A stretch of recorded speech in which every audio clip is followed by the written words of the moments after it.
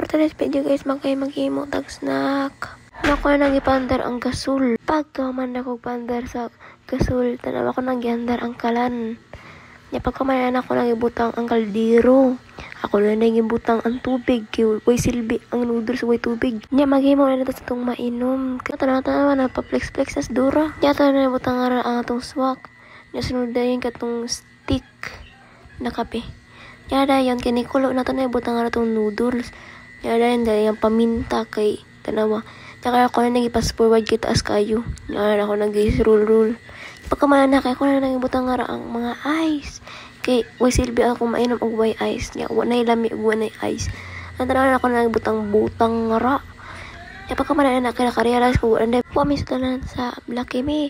Mga ako nangita ko nga paagi. Hugas ko nga tanawa pang ising-isipan na siya ako pagwapa. Pati wignaw. Dahil ako na nanggipaw nga ang gasol niya. Ako na nag-ibutang nga ang noodles.